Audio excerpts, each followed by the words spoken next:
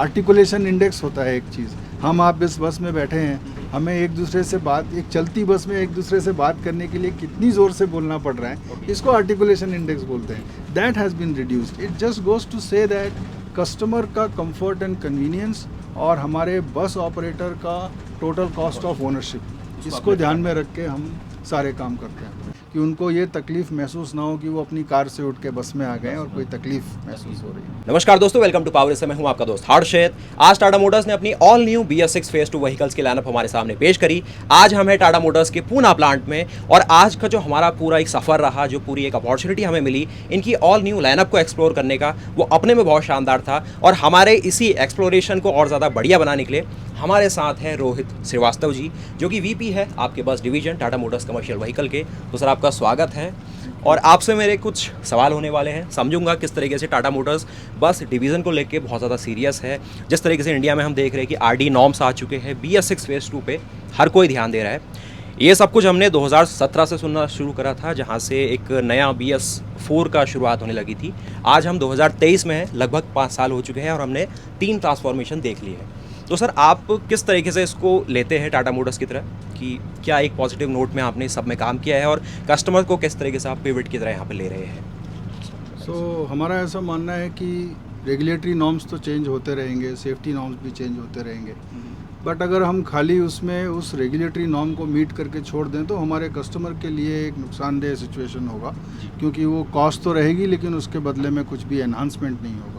तो हमने इन दोनों ट्रांजिशंस को, चाहे वो BS4 टू BS6 हो या BS6 फेज़ 2 से BS6 फेज़ 1 से फेज़ 2 हो, इन दोनों को हमने एक ऐसी अपॉर्चुनिटी के जैसे ट्रीट किया कि हम अपनी गाड़ी में अगर ऐसे वैल्यू एनहांसर्स दें जिसकी वजह से अगर कोई एक्स्ट्रा कॉस्ट है भी तो उस कॉस्ट का पेबैक एक तो बहुत जल्दी हो जाए और उसके बाद कंटिन्यूसली जो कस्टमर गाड़ी को यूज़ करता रहे तो वो उसके लिए एडिशनल प्रॉफिट हो।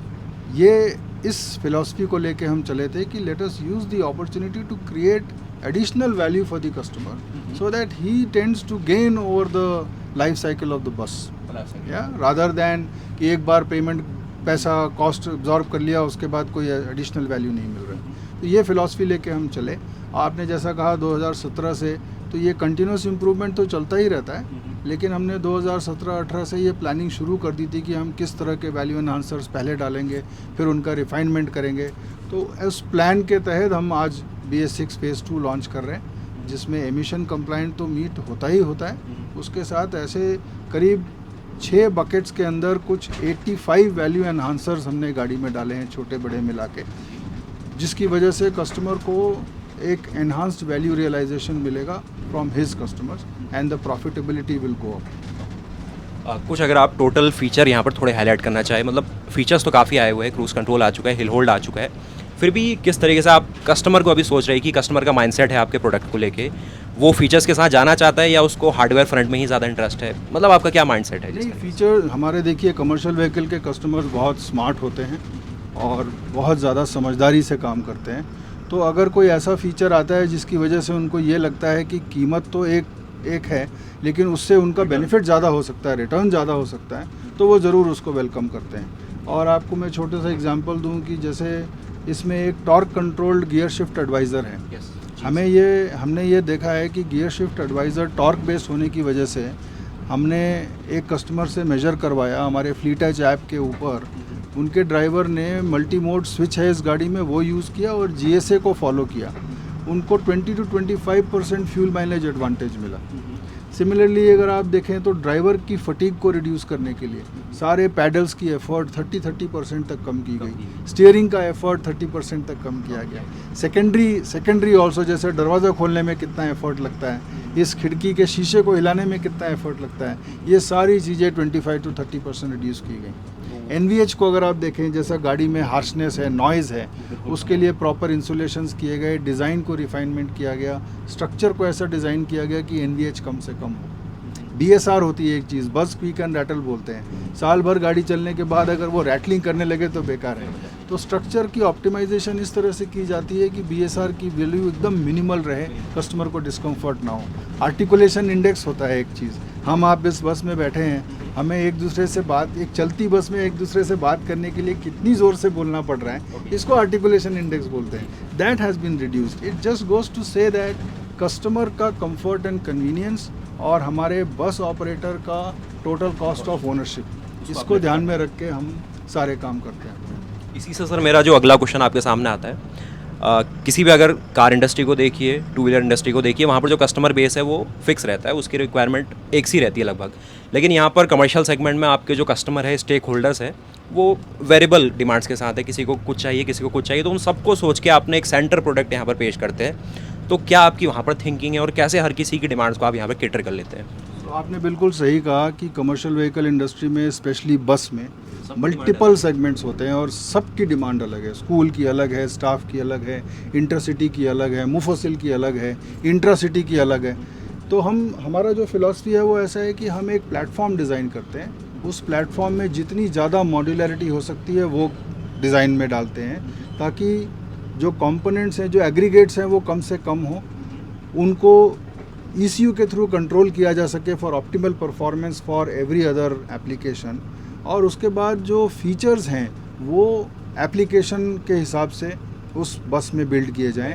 प्लेटफॉर्म कॉमन ही रहे, लेकिन फीचर जैसे स्कूल बस है तो उसको येलो कलर करना है, सीट दूसरी होनी चाहिए, कुछ मार्कर्स हैं, सेफ्टी इंडिकेटर्स हैं, वो सब अलग अलग होने चाहिए। स्टाफ बस की सीट दूसरी होती है, सस्पेंशन दूसरा होता है।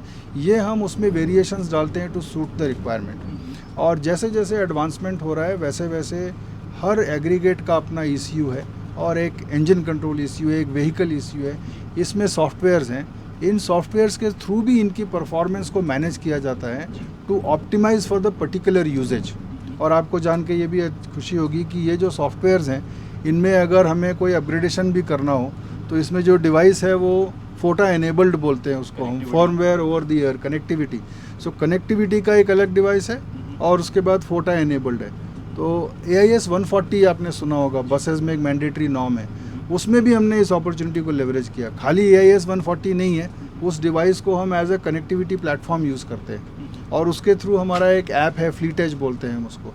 सो एक कस्टमर घर बैठे उसकी गाड़ी कहाँ है, कैसी चल रही है, एस्टिमेटेड टाइम ऑफ अराइवल क्या है, इंजन किस स्टेज में है, ब्रेकिंग कैसे हो रही है, ड्राइवर क्या कर रहा है, फ्यूल थेफ्ट तो नहीं हो रहा है, माइलेज क्या आ रहा है, ये सारी चीज़ें वो वहाँ बैठ के देख सकते हैं।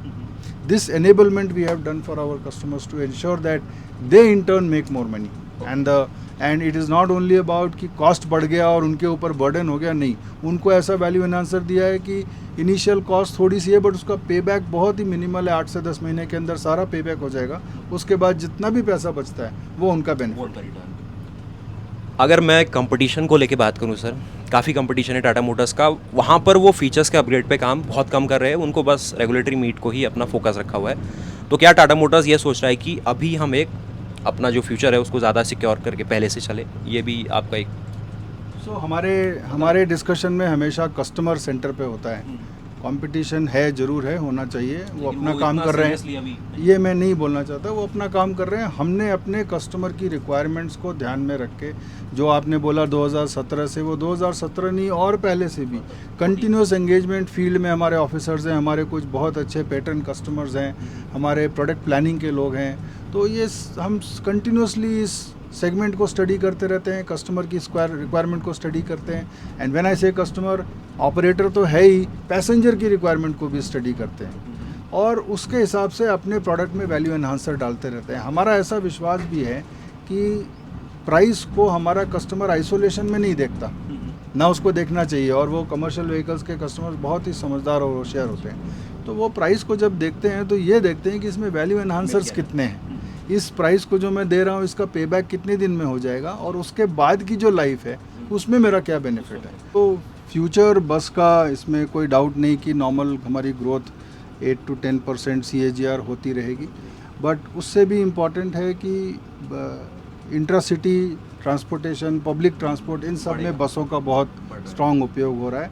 और लोग भी अगर कंजेशन से, पोल्यूशन से तंग आ रहे हैं तो वो अपनी प्राइवेट से बसों में आना शुरू करेंगे और हम उसी हिसाब से अपनी बसों को डिज़ाइन कर रहे हैं कि उनको ये तकलीफ़ महसूस ना हो कि वो अपनी कार से उठ के बस में आ गए और कोई तकलीफ़ महसूस हो रही है। तो जस्ट लाइक अ कार वाले कंफर्ट जो रहते हैं वो टाटा मोटर्स यहाँ पे देने की कोशिश कर रही है। आज हमने जाना रोहित श्रीवास्तव जी से और पूरी टाटा मोटर्स की टीम से कि क्या खास हो रहा है टाटा मोटर्स में, आपकी नई जो कमर्शियल लाइनअप यहाँ पे पेश की गई है। तो उम्मीद है कि आपको भी कुछ क्लियर हुआ होगा। उसके अलावा इसकी और सारी डिटेल्स आपके सामने पेश करते हैं। सर धन्यवाद आपका कि आपने जो अपने शब्द हैं हम तक रखे। बाकी और डिटेल्स आगे पेश करते हैं। मिलते हैं ऐसी और नई वीडियोस के साथ, तब तक के लिए जय हिंद, जय भारत, वंदे मातरम, गुड बाय।